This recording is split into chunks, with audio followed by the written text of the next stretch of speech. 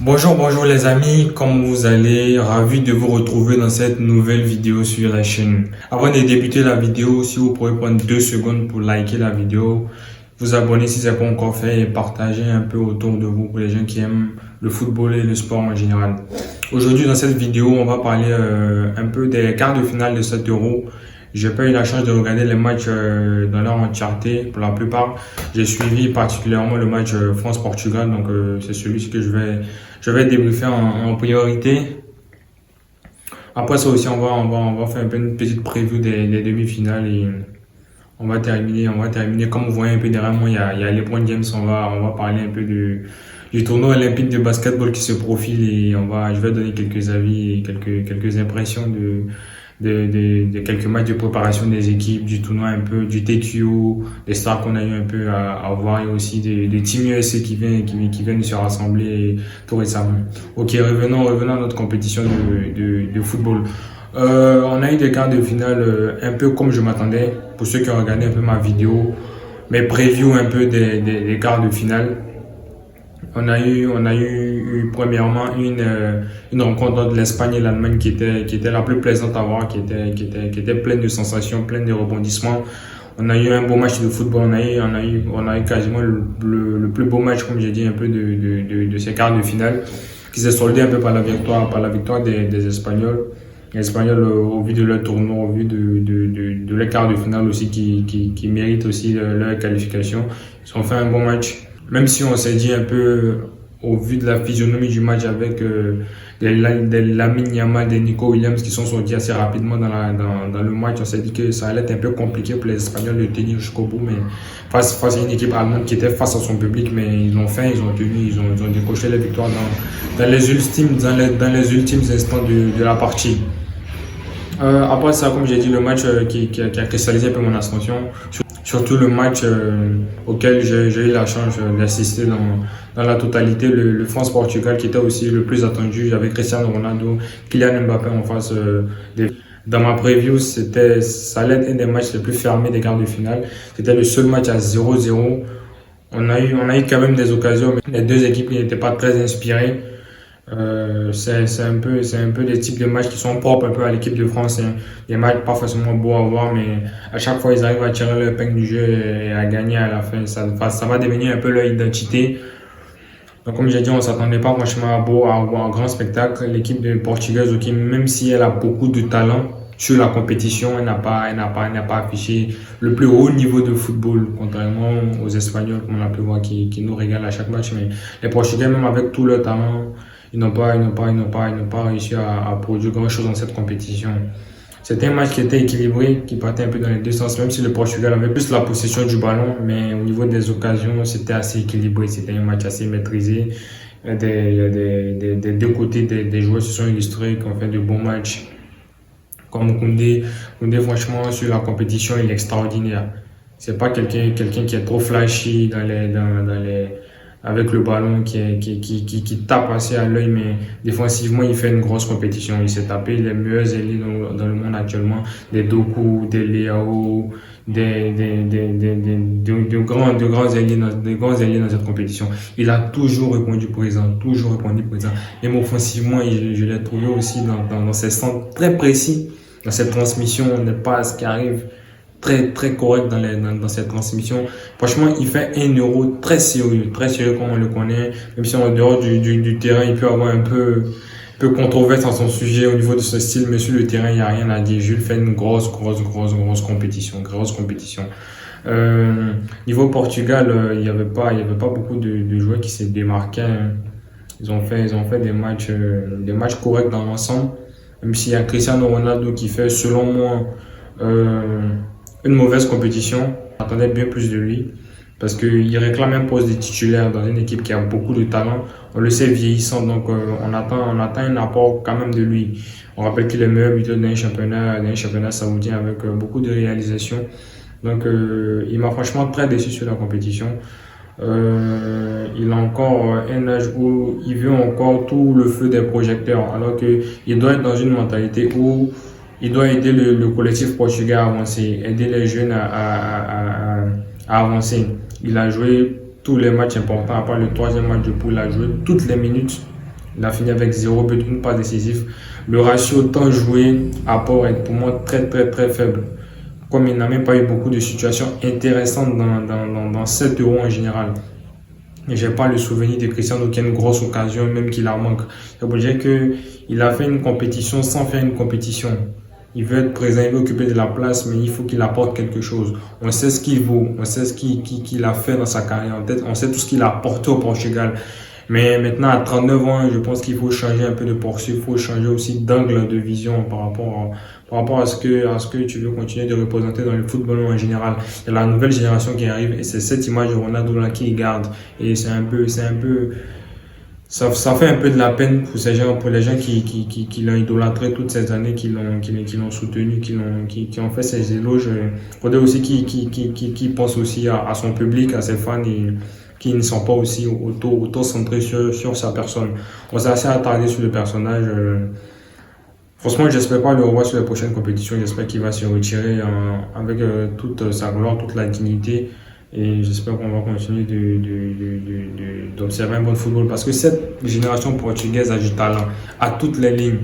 Comme j'ai dit aussi dans une précédente vidéo, cette équipe, depuis l'Euro 2016, n'a pas fait le dernier carré d'une grande compétition internationale. Et ça, c'est très grave pour le potentiel qu'on voit en cette équipe. Franchement, je sais pas, mais il faut que quelque chose change. Il faut que quelque chose change dans la sélection portugaise.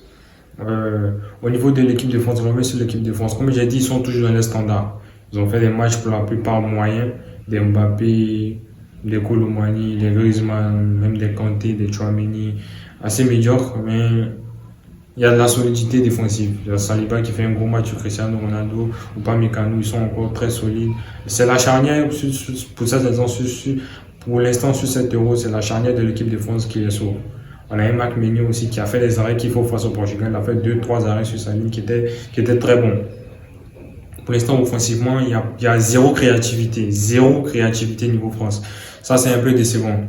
Ils vont aborder une demi-finale face à une équipe espagnole qui est différente de toutes les équipes qu'elles ont pu affronter un peu sur ce tournoi. C'est une équipe qui n'a pas peur de tenter. C'est une équipe qui a tous ses atouts, qui est fraîche, qui a de la confiance, même s'ils arrivent avec quelques suspendus sur ce match, mais je pense pas que ça va changer tant que ça la dynamique de cette équipe. Donc, faut faire très attention pour l'équipe de France et surtout, faut arriver avec de meilleures intentions et je sais pas, faut être un peu plus inspirant en attaque. Sinon, s'ils n'arrivent pas à mettre en danger cette équipe espagnole, ils vont souffrir, ils vont subir. Parce que cette équipe a les moyens de leur faire mal, franchement, en attaque.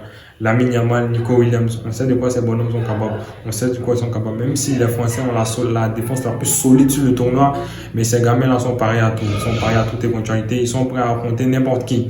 Donc, je dis qu'ils vont arriver encore et arriver à museler ces gamins. Je parie pas dessus. Je dirais que aussi l'Espagne va s'imposer dans ce match. C'est impossible à dire. Comme j'ai dit, on connaît le style de cette équipe de France. Ils n'ont pas besoin de briller. Ils ont gagné au tir au but cette fois-ci. Pourquoi pas encore au tir au but face à l'Espagne. Mais dans le jeu, je les attends pas franchement dominateurs. Je les attends pas flamboyants. Mais si je devais donner un résultat final, une équipe qui va s'imposer au final, je peux pas mettre avec certitude une pièce sur l'Espagne. Ça va être un match 50-50 dans le résultat final. Il faut être clair là-dessus. Donc, à part ça, de l'autre côté du tableau, j'ai pas franchement suivi les matchs dans leur totalité.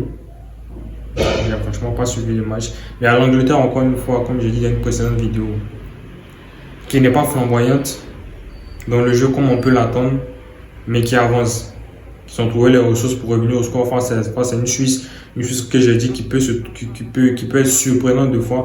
Ils ont réussi à éviter ce piège suisse. Maintenant, ils sont dans le dernier carré d'une compétition comme l'Euro, sans avoir pour autant brillé. Ils sont encore face à une équipe néerlandaise où ils sont favoris. Franchement, ils ont une chance d'aller en finale, de faire le back-to-back, 2 finales consécutives d'Euro, mais sans pour autant être brillant. Est-ce que c'est pas ça au final la formule pour arriver au bout de ces compétitions? Est-ce que c'est pas ça finalement la formule? Jouer bien au final, se faire battre ou avancer à son rythme et avancer. Encore au coup de sifflet, au coup d'envoi, il y a Southgate qui a encore bricolé. Il a encore essayé de reconduire les mêmes joueurs mais avec différentes dispositions, différents placements sur le terrain, peut-être différentes consignes aussi aux différents joueurs. Ça a marché, ils sont qualifiés. On va voir face à une équipe néerlandaise. Une équipe néerlandaise aussi qui est solide, comme j'ai dit. Ils ont tous les atouts. Ils ont réussi aussi à éviter le piège turc, revenir au score, remporter le match à la fin. Ils ont des valeurs sûres, ils sont en demi-finale. Il y a longtemps aussi qu'ils n'avaient pas fait demi-finale d'une telle compétition. Ils ont de bons joueurs, ils ont un bon coach, comme j'ai dit, que sur cette compétition, je le trouve beaucoup calme, beaucoup serré dans ses choix. J'ai l'impression que c'est un groupe qu'il maîtrise et qu'il arrive à gérer parfaitement. Ça va être un match compliqué pour les Anglais encore, compliqué aussi pour les Néerlandais. Comme j'ai dit aussi, c'est difficile de se prononcer, c'est difficile à lire le dénouement de ces matchs-là. Il faut juste savourer, et nous, on espère, amateurs de football, on aura des belles rencontres. C'est tout ce qu'on demande au final. On veut voir du spectacle. Au final, qui gagne? Tant qu'on n'est pas de nationalité française ou espagnole, en vrai, on s'en tape un peu, en vrai, on s'en tape un peu. On veut juste voir du beau football. Donc j'espère que vont nous offrir pour cette demi-finale un beau football. Comme j'ai dit, la compétition a commencé à s'emballer. On a eu des quarts de finale très intéressants. Donc on espère que ça va continuer et ça va continuer à nous enjailler un peu. Donc c'est tout pour la partie Euro de football. Maintenant, comme j'ai dit, vous voyez plus derrière moi, il y a le tournoi olympique de basketball qui arrive. Et comme j'ai dit, ça, on va couvrir ça aussi sur la chaîne YouTube. Je fais du basket en club, donc je suis aussi légitime de parler de basket. Il y a Team USA qui arrive. Team USA, comme on a dit un peu, ce sont les Avengers. Ils arrivent avec une équipe... c'est plus que des problèmes de riches, ils ont ceux-là. Yeah! Brown, KD, Curry, Embiid, Bam, Davis, Ant, Tatum, Kawhi. À citer les noms, on a l'impression qu'ils sont 40 dans l'équipe. Alors que, franchement, les prénoms donnent mal à la tête. Ils ont commencé le camp d'entraînement là. Franchement, juste l'aura que les bonhommes dégagent, c'est impressionnant. On veut tous les voir à l'œuvre. On attend les premiers matchs de préparation. On va voir un peu comment ça va se dérouler. Ils arrivent d'un nouveau dispositif. Le tournoi FIBA, les règles FIBA, c'est pas très différent, ça reste du basket, mais le terrain qui est plus petit, quelques règles par-ci par-là, la vitesse un peu de jeu, même les systèmes un peu de jeu, c'est des trucs qui peuvent les embêter. Mais comme j'ai dit, on va voir comment ils abordent le premier match de préparation. Donc on attend depuis FEM7 Team USA, on veut tous les voir à l'œuvre, donc on va se régaler, ça c'est sûr. On a vu aussi l'équipe de France, on a vu ce que ça peut donner la raquette ou un Big Gobert. On a vu comment ça peut être chiant à aller jouer. Comme j'ai dit, les terrains sont petits, il n'y a pas de règle de 3 secondes pour les défenseurs. Tu as ces deux bonhommes là dans la raquette, ça va être chaud pour aller chercher des points dans cette raquette française. Non, ça va être chaud. J'ai vu aussi un collectif qui est très huilé. J'ai vu un discours de Vincent Collet qui mettait beaucoup l'accent sur la circulation des balles, faire bouger le ballon, jouer en équipe, ne pas forcément chercher des situations désespérées individuellement. Il veut un groupe soudé, il veut une équipe qui joue ensemble. Et je pense que c'est la clé pour ces Français-là. Parce que quand une équipe USA, offensivement, ça va pas être facile pour eux parce qu'ils n'ont pas aussi assez de talent comme eux. Donc ça va être dans l'occupation du terrain, l'exécution à la perfection des chemins, les transmissions, les passes rapides, du jeu fluide qui va leur permettre en fait de poser beaucoup de dangers à cette équipe offensivement. Beaucoup de dangers. Franchement, de ce qu'ils ont montré dans leurs 2 premiers matchs, le match face à l'Allemagne, ils ont été aussi très dominateurs. Ils finissent avec un gros score au final. L'Allemagne qui est champion du monde en titre, on rappelle. Donc ça prouve qu'ils arrivent aussi avec beaucoup de confiance. Ils vont jouer face à leur public. Ça aussi, c'est quelque chose à prendre très en compte. Donc c'est pour moi les outsiders, mes favoris un peu pour cette team USA.